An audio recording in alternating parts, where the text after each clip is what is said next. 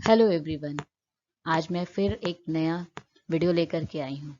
आज मैं आपको बताने चाहूँगी कि जब हम डीमैट अकाउंट खुलवा ही लिए हैं तो आज मैं अपनी शुरुआत कैसे करूँ, कैसे मैं अपने लिए पहला शेयर खरीदूँ, क्या क्या रूल्स होते हैं, क्या रेगुलेशंस होते हैं, क्या क्या चीज़ों पे हमें रिसर्च करना चाहिए। आज मैं वो सारी चीज़ें आपको क्लियरली समझाऊंगी। आज मैं आपको बताने जा रही हूँ कि जब हम शेयर मार्केट में नए होते हैं तब हमारी सारी कंपनियां हमें अच्छी लगती हैं। एज ए बिगनर हम चूज नहीं कर पाते कि सबसे अच्छी कंपनी कौन सी है। अगर आपने पहले कभी स्टॉक मार्केट में इन्वेस्ट किया है सॉरी, तो आपको याद होगा कि आपने जब पहला इन्वेस्टमेंट किया होगा तब आपको बहुत डर लगा होगा और उतना ही एक्साइटमेंट भी होगा कि आप अपने लाइफ में इन्वेस्टमेंट की तरफ अपना एक कदम बढ़ा रहे हैं। और जैसा कि बीते साल में पेंडेमिक के कारण काफी नए लोग शेयर बाजार में जुड़ गए हैं। कुछ ने कमाया और कुछ ने गंवाया भी है। तो एक कोशिश यही है कि जब भी आप अपना पहला शेयर खरीदें इन बातों का जरूर ध्यान दें। तो सबसे पहले हम ध्यान देंगे कंपनी के ट्रैक रिकॉर्ड पे। कंपनी का ट्रैक रिकॉर्ड क्या होता है? कंपनी का ट्रैक रिकॉर्ड का मतलब है कि फ्रॉड और स्कैम में तो वो कंपनी नहीं फंसी हुई है। फ्रॉड और स्कैम, सबसे पहले आपको कंपनी जो भी पसंद है उसका नाम आप गूगल में लिख लें कि कंपनी का नाम लिखने के बाद आप उस सपोज आपको कोई एक्स वाई जेड कंपनी पसंद है तो आपने गूगल में सर्च किया X Y Z fraud and scam. ठीक है, जैसे ही आप इसको क्लिक करेंगे ना, वैसे ही उस कंपनी के नाम पे जितने भी फ्रॉड और स्कैम हुए होंगे ना वो सारे के सारे लिस्ट आपके सामने खुल जाएगी।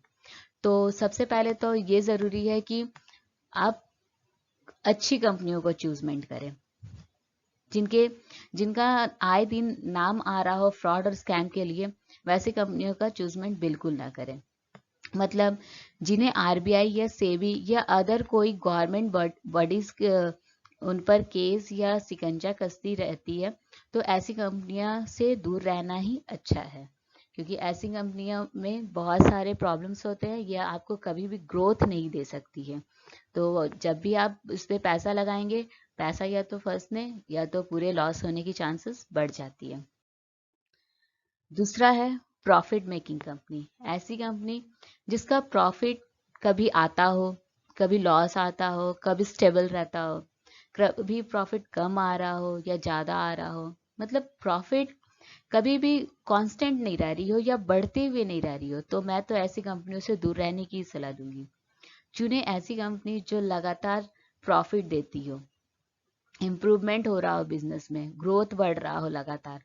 तो ऐसी कंपनियां आपको हमेशा आपके इन्वेस्टमेंट का प्रॉफिट ही देंगी। तीसरा है डेप्ट। डेप्ट का मतलब है कर्ज। तो कंपनी की डेप्ट यानी कर्ज, कंपनी कर्ज मुक्त या कम कर्ज वाली हो तो ही कंपनी ले। क्योंकि अगर कंपनी कभी भी मुसीबत में आएगी तो आसानी से लेनदार का कर्ज चुका सकेगी और चुकाने के बाद आगे कंपनी को चलाने में दिक्कत भी नहीं आएगी। तो ऐसी कंपनी का ही चूजमेंट करें जिनकी कर्ज या तो ना हो, 0% हो, या हो तो उनके एसेट के मुकाबले बहुत कम। चौथी है ROE यानी रिटर्न्स ऑन इक्विटी। यहाँ आपको देखना है कि कंपनी अपने शेयर होल्डर्स को कितना परसेंट रिटर्न ला कर देती है। तो कंपनी की मिनिमम ROE 15% तो होनी ही चाहिए ताकि फ्यूचर में आपको अपने इन्वेस्टमेंट पर 15% या इससे अधिक रिटर्न मिल सके।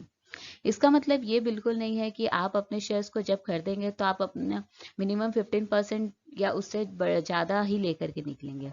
मेरे कहने का मतलब है कि कंपनी साल दर साल ROE यानी रिटर्न ऑन इक्विटी कम से कम 15% का लेकर के ज़रूर चल रही हो।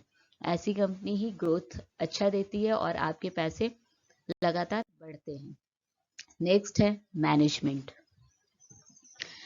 सबसे पहले आपको ये भी देखने की ज़रूरत है कि कंपनी की मैनेजमेंट अच्छी है या नहीं, क्योंकि कंपनी का मैनेजमेंट अच्छा होना बहुत ज़रूरी है। अगर कंपनी की मैनेजमेंट पर केस या कोर्ट कचहरी वाली समस्या होगी तो ऐसी कंपनी से रहे दूर, क्योंकि ये कंपनी की मैनेजमेंट कंपनी के ग्रोथ और उसके डेवलपमेंट पर कम ध्यान दे पाएगी और कोर्ट और कचहरी में ज़्यादा ही फंसे रहेगी। तो जब मैनेजमेंट अच्छी ना हो, किसी न किसी तरीके से, किसी न किसी वजह से आए दिन चर्चा में और नेगेटिव न्यूज़ में फंसी हो, तो ऐसी कंपनियों से रहना चाहिए आपको दूर। नेक्स्ट है गुड डिविडेंड वाली कंपनी। गुड डिविडेंड वाली कंपनियां वो होती है, जैसा कि हम लोग जानते हैं कि डिविडेंड हमें कैसे मिलता है। डिविडेंड हमें तभी मिलता है जब कोई भी कंपनी प्रॉफिट ला रही हो। तो अगर किसी भी कंपनी को लगातार प्रॉफिट होगा तो अपने प्रॉफिट का ही एक पार्ट डिविडेंड के रूप में अपने शेयर होल्डर्स को देगी।